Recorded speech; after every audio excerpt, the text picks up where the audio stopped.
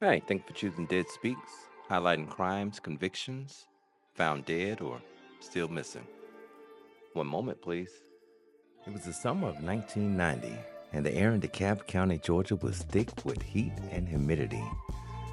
The kind of summer air that clings to your clothes and turns cold drinks into warm memories. Radios played old soul music through open windows, and kids rode their bikes aimlessly up and down the street. Yeah, it felt like any other summer day. Hot, still, familiar. But as the sun dipped low, something else began to settle in. Not in the weather, not in the sky, but in the hours to come. 43-year-old Pamela Sumpter is barely hanging on. She ran to a neighbor's apartment after being stabbed, sexually assaulted, and left to die. Her brother John Sumpter lays dead in their apartment. What happened? The victim was able to tell the police about some guy her brother had brought home that night? Not sure. She was in bad shape. They collected all the evidence, DNA. But with all the chaos in a city not yet ready for the science of tomorrow, they had no idea what they were collecting or how it would eventually contribute to this case. Sunday night, August 5th, 1990, at 9:42 p.m., a 911 call comes in. Frantic, hard to understand. A woman was hurt. Multiple injuries, no details, just urgency. In the early 1990s, law enforcement in the Atlanta area understood the stakes. A call like this, violent, unclear, urgent, wasn't something they took lightly. So they moved in with purpose. Careful, but quick. Trained to expect the worst. First came the cruisers, then the ambulance, and when the crime scene van pulled up, everyone watching knew something terrible had happened. This wasn't a fight. This wasn't a disturbance. It was something else entirely. Something that would hunt them for decades. 43-year-old Pamela Sumpter had tried to get away. After the attack, she managed to escape, stumbled out of her own apartment and into another just next door. That's where police found her. She was alive, but she had been stabbed multiple times. There were clear signs of sexual assault. She was fading fast. But somehow she was still conscious. Her voice was weak but not silent. She doesn't scream. She doesn't cry, which, in all honesty, would have been the expected response. But with what little strength she had left, she motioned to the police officer. They asked, "Who did this?" She says, "Someone her brother knew, a man from Detroit." Not in 90, nothing to issue a bolo for, but it was something. And for detectives that night, it was the only thing keeping the trail warm. But unfortunately, Pamela was not the only victim. Just steps away, officers made another discovery. Her brother, 46-year-old John Sumpter, was found dead inside their apartment. The scene was very violent. No signs of forced entry, no chance to fight back. John was known as friendly, soft-spoken. He kept to himself, trusted a small circle. But that night, he let someone in, someone he thought was safe.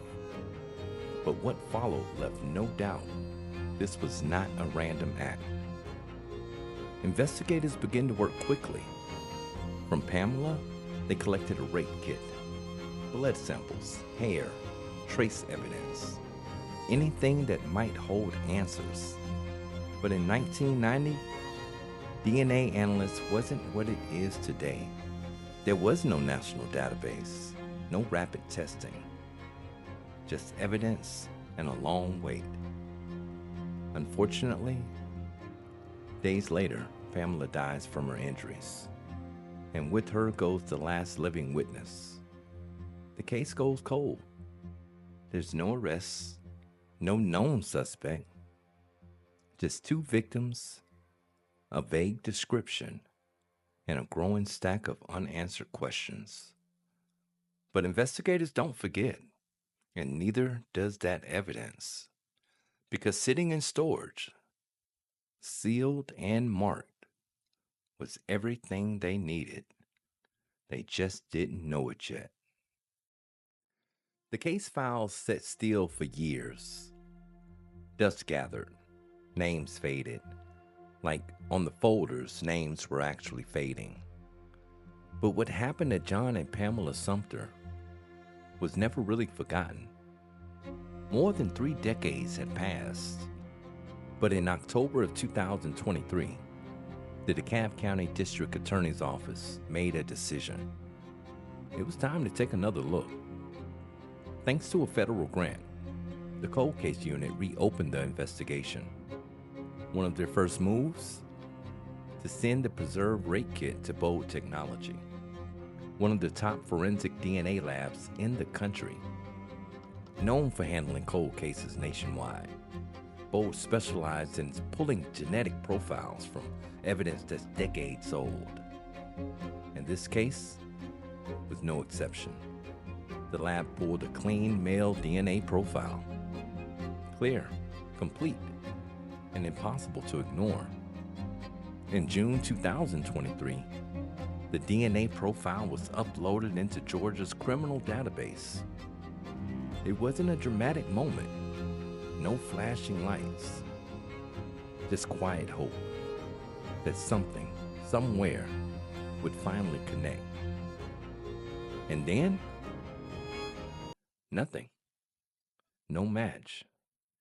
Still, the investigators didn't stop. They did what cold case units are built to do. Wait, watch, and keep digging.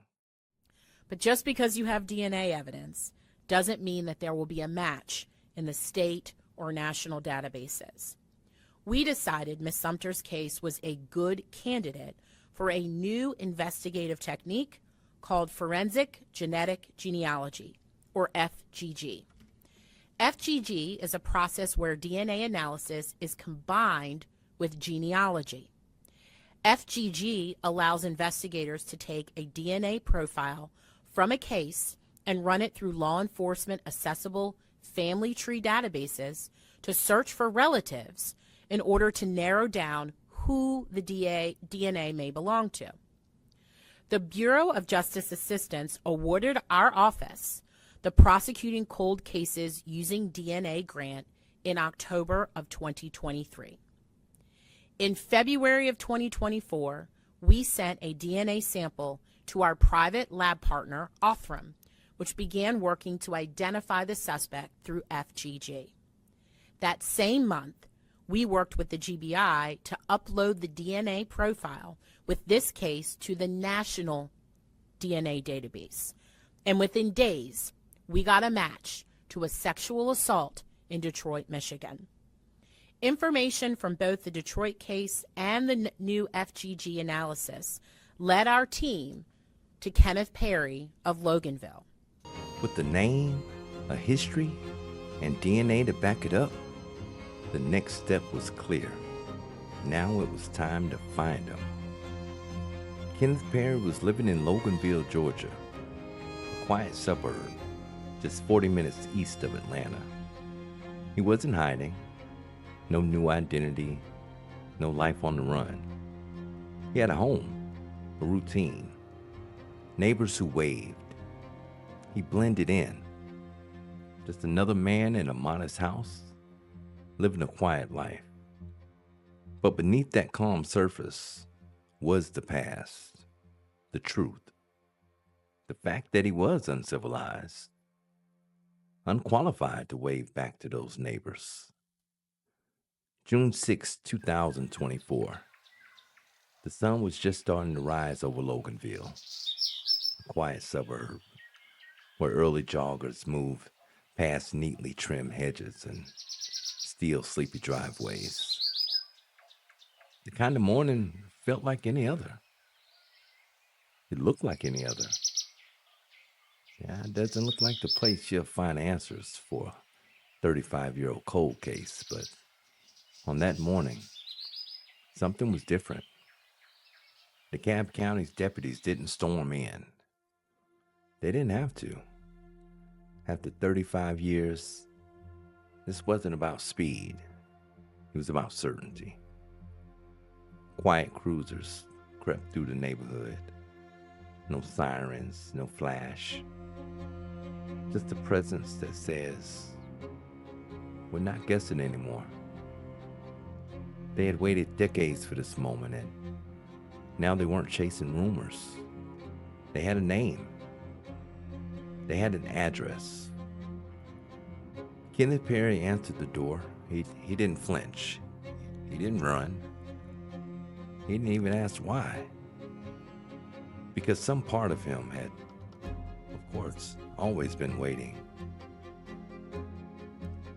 Officers moved in, calm, controlled. And finally, after 3.5 decades, a man who had vanished into the background was in handcuffs. The neighborhood was quiet, but the silence said it all. This time, he wasn't walking away. Once in custody, Perry was swabbed for DNA, a routine test, but anything but routine for this case. The sample was sent for analysis, same process, same evidence. But this time, they weren't chasing a ghost. Days later, the results came back. A direct match, clear and irrefutable to the DNA preserved in Pamela's rape kit, sealed 3.5 decades earlier. One profile, one name. The man who had hunted this case since the very first night now had more than just suspicion behind him. He had science. And the evidence had finally caught up. Weeks later, the grand jury indicted Kenneth Perry on multiple charges: murder, rape, aggravated assault. A long list of charges for a very long silence. But the arrest was just one piece of the story. Because in a courtroom, evidence must hold up. And justice still had one more test to pass. March 3rd, 2025, DeKalb County Superior Court. The case of Kenneth Perry, finally on trial. The prosecution didn't just present a case. They built a timeline. DNA, chain of custody. The final words of a woman who never got to see justice, spoken from a hospital bed decades earlier. It was the kind of case that doesn't shout. It just speaks clearly. And it told a story to the jury they couldn't ignore. The defense, thin, unfocused, no real answers, no alibi, and no voice strong enough to rise above the evidence. For the Sumpter family, watching from the gallery, it was a quiet storm. Years of silence are finally coming to a head. Testimony had ended. The evidence was laid bare. The attorneys gave their final words and one last chance to sway the room. And then the jury stood. Quietly, they filed out. 12 people, one decision. A verdict that had taken 35 years to reach the courtroom was now just hours away. They didn't take long. After just over 2 hours, they were back. And the verdict was final. All right, Courtney, we'll get back to you in a moment. We have some breaking news. The man found guilty last week of killing a brother and sister in 1990 has now learned his fate. A DeKalb County judge has just handed Kenneth Perry 3 life sentences and 100 years in prison. A jury found the 56-year-old guilty of numerous charges related to the deaths of John and Pamela Sumpter. Outside the courtroom, District Attorney Sherry Boston addressed the press. Her message was clear. This was justice made possible by science and by a team that never gave up. Her cold case unit, quietly, methodically, had done what once seemed impossible. They took a box of evidence, a whisper from a dying woman, and a decades-old trail, and turned it into a conviction. And for the Sumpter family, who waited 35 years, it wasn't just about a conviction. It was more about being heard. Because sometimes justice moves slowly, but when it arrives, it speaks for those who no longer can. They say time heals. But time doesn't solve cases. It doesn't collect DNA, or knock on doors, or carry the weight of a name whispered by a woman who didn't survive. That takes people, investigators, scientists, and families who never stop asking the hard questions. If this story stayed with you, go ahead and subscribe. We've got more cases coming, some solved, some still waiting. Hit like, leave a comment, and tell us what kind of story you want to hear next.